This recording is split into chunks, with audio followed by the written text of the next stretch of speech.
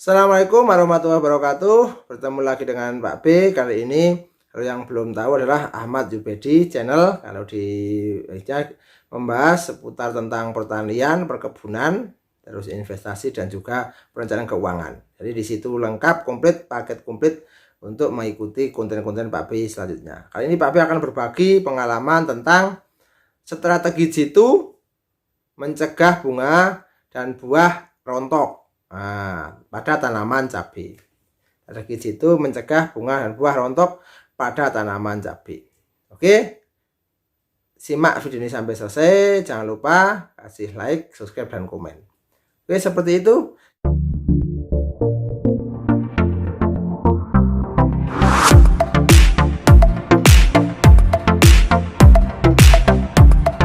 Kita mulai.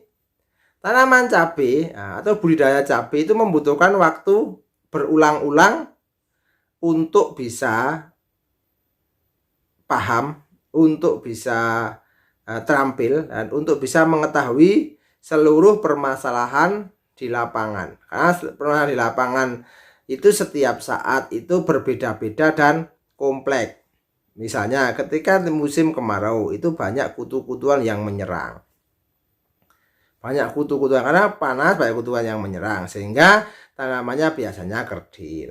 Untuk musim hujan itu biasanya kena penyakit karena kelembabannya terlalu tinggi. Hama dan penyakitnya itu berbeda-beda setiap saat sehingga dibutuhkan pengalaman, dibutuhkan beberapa waktu, beberapa kali untuk mengetahui. Bahasa Indonesia Jawanya niteni. Untuk niteni mengawasi, taruh ini seperti ini, pengamatannya ini seperti ini, penyakitnya ini. Jadi akan semakin paham dengan permasalahan yang kompleks tentang penyakit hama pada tanaman cabai. Pada musim penghujan biasanya terjadi kerontokan bunga dan buah. Padahal fisik tanamannya itu bagus. Itu biasanya seperti itu. Fisik tanamannya bagus karena air tidak kurang, kelembabannya juga bagus. Tapi biasanya kalau misalnya itu terjadi, biasanya ada kerontokan bunga dan buah. Faktor apa saja yang mempengaruhinya? Ya, yang mempengaruhi kerontokan bunga dan buah itu apa saja? Yang pertama adalah kelembaban udara di sekitar itu sangat rendah. Kelembabannya rendah sehingga kekurangan sirkulasi udara.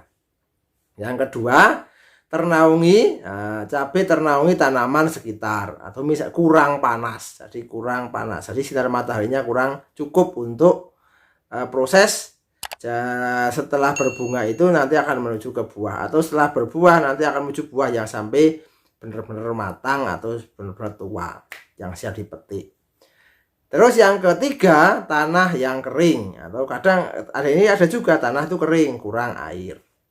Mungkin musim hujan tapi begitu terik mataharinya kering sekali. Karena mungkin tanahnya itu berpasir sehingga tidak bisa menahan air untuk diserap oleh akar-akar cabai. Yang keempat, suhu udara sekitar tanaman terlalu panas. Jadi mungkin benar-benar di tengah-tengah dan tidak ada naungan sama sekali. Jadi sangat panas. Itu juga bisa menimbulkan kerontokan pada bunga dan buah. Yang kelima, serangan hama atau hama itu kutu-kutuan dan penyakit terutama virus. Juga bisa diserang hama dan penyakit. Itu juga bisa. Yang keenam, defisiensi atau kelebihan unsur nitrogen. Jadi unsur nitrogen itu sangat penting tapi tidak boleh kekurangan atau kelebihan. Jadi kalau kekurangan juga menyebabkan itu tadi bisa rontok, kelebihan juga sama. Bisa rontok dan juga bisa menimbulkan banyak terserang penyakit. Karena apa? Sebenarnya tanamannya itu masih muda tapi sudah rimbun sekali. Tuh, bisa defisiensi atau kelebihan, kekurangan atau kelebihan unsur nitrogen. Yang ketujuh adalah kekurangan unsur mikro tanaman. Nah, mikro hara, ada unsur hara mikro. Hara mikro itu bisa Mg, bisa CO dan sebagainya. Itu ada. Jadi silakan mungkin bisa dipelajari, para petani itu bisa dipelajari. Ada makro, unsur makro dan unsur mikro. Kalau unsur makro itu dibutuhkan betul, dibutuhkan sangat banyak. Terutama NPK, itu unsur termasuk unsur makro. Dan untuk yang unsur mikro biasanya ada CO, ada BO dan sebagainya. Itu adalah unsur mikro yang sangat penting dibutuhkan tapi jumlahnya sedikit. Perlu diingat seperti itu. Oke, itu adalah faktor-faktor yang menyebabkan terjadinya kerontokan bunga dan buah. Oke, jangan lupa Pak B ingatkan, tekan tombol like, subscribe, dan kasih komen. Juga boleh pertanyaan seputar itu. Nanti Pak B akan berusaha menjawab sepengetahuan Pak B dan juga berbagi pengalaman. Yang selanjutnya adalah beberapa hal yang dapat dilakukan. Nah, sekarang setelah terjadi kerontokan bunga atau buah, kerontokan atau setelah berbunga terus rontok atau sudah berbunga mulai berbuah terus rontok, itu apa yang harus dilakukan? Pengalamannya adalah yang harus dilakukan para petani adalah 1. Usahakan mencari lahan cabai yang mudah perairannya. Cabai tidak suka air yang banyak dan juga tidak suka kekurangan air. Jadi usahakan yang mudah pengairannya, mudah dielep dan mudah disat, mudah dikasih air dan juga mudah dikeringkan. Jadi sebenarnya tidak butuh air yang banyak seperti padi misalnya ya. Beda juga dengan jagung justru kekurangan air malah tahan kan seperti itu. Tapi nek cabai itu tidak boleh kekurangan dan juga tidak boleh kelebihan. Ya, usahakan cari lahan yang mudah perairannya. Yang kedua, dalam pemupukan perhatikan jangan banyak unsur nitrogennya. Jangan terlalu banyak unsur nitrogennya karena biar cepat tumbuh besar, nitrogennya kasih banyak. Pupuk dasarnya kasih banyak. Enggak, jangan terlalu banyak. Justru nanti tanaman cabai itu sebaiknya hidupnya itu ya normal saja, normal terus. Normal itu apalagi dikasih banyak pupuk kandangnya, pupuk organiknya, pertumbuhannya akan lambat tapi akan bertahan lama. Beda dengan kalau dipacu terus dengan pupuk kimia. Nah, itu akan cepat besar tapi juga cepat sekali untuk selesai kan begitu. Ya, usahakan nitrogennya jangan terlalu tinggi. Karena apa? Jangan kekurangan juga jangan kelebihan. Jadi tanamannya itu biar sedang saja, biar normal saja ya. Jangan terlalu subur banget juga jangan terlalu kerdil. Terlalu subur banget juga mudah terserang hama penyakit, terlalu kerdil juga mudah terserang hama dan penyakit. Yang ketiga adalah hati-hati terhadap serangan virus. Virus ini yang paling susah karena virus itu belum ada obatnya. Serangan virus itu luar biasa susahnya. Yang keempat, cegah sedini mungkin serangan hama penghisap, terutama kutu-kutuan.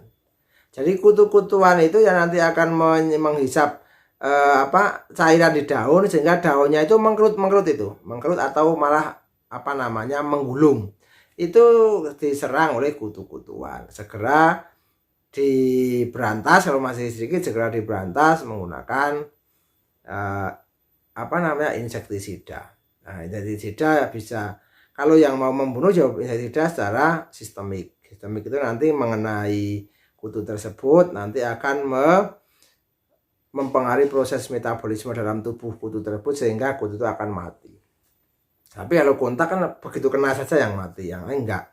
Kan seperti itu. Itu kutu-kutuan juga diperhatikan juga. Sehingga dalam budidaya cabai itu diperlukan kedisiplinan, diperlukan ketekunan, diperlukan kecermatan untuk mengatasi segala macam hal yang timbul di situ.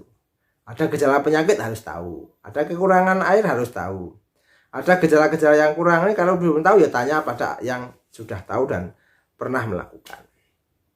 Yang kelima, monitoring atau kendalikan serangan penyakit. Nah, ini jadi perlu kedisiplinan tadi, disiplin, rajin, sering berangkat ke sawah, sering melihat, jangan lihat pinggirnya aja sampai tengah-tengah juga. Jadi semuanya dilihat, diamati untuk pembelajaran itu. Jadi mungkin nanam pertama mungkin kurang sukses, nanam kedua kurang, nanam kedua sudah mulai sukses, keempat dan selanjutnya sudah terbiasa dengan hama penyakit yang kompleks setiap saat ada. Oke, jika nomor 1, 2, 3, 4, 5 itu sudah sampai dimonitoring dari awal, pertengahan sampai selanjutnya terus dimonitoring kok masih masih rontok, berarti kemungkinan besar itu kurang unsur mikro. Jadi kurang besar unsur mikro, tanyakan ada mungkin borat, kobalt dan sebagainya, itu bisa dipupuk dengan semprot pupuk daun yang mengandung unsur mikro. Ya, jangan begitu misalnya rontok malah disemprot pupuk daun yang mengandung N tinggi. Malah lagi N tinggi terus P dan K-nya tinggi. Jangan, mungkin setelah semuanya dilalui itu kemudian kekurangan unsur mikro. Atau juga tanahnya tidak netral, misalnya terlalu asam dan lain sebagainya. Ini adalah semua adalah sebagai penyebab kerontokan. Nah, sehingga itu perlu diperhatikan. Oke, semoga bermanfaat, semoga menginspirasi. Jangan lupa kasih like, subscribe, dan komen. Ada pertanyaan silahkan ditulis di komentar, biar konten Pak B ini semakin berkembang. Pak B semakin senang berbagi dalam bidang perkebunan, juga suka karena memang mengajarnya di bidang perkebunan, pertanian juga sudah sering melakukan, dan juga seputar keuangan juga ya, karena memang selain sebagai guru juga sebagai petani dan juga sebagai pekebun Bang ya. Jadi memang belajar sambil saling bertukar pikiran. Mungkin beberapa hal yang Pak B sampaikan ada yang kurang, sehingga diskusi itu sangat perlu. Oke, sukses selalu. See you next time. Ketemu lagi. Assalamualaikum warahmatullahi wabarakatuh.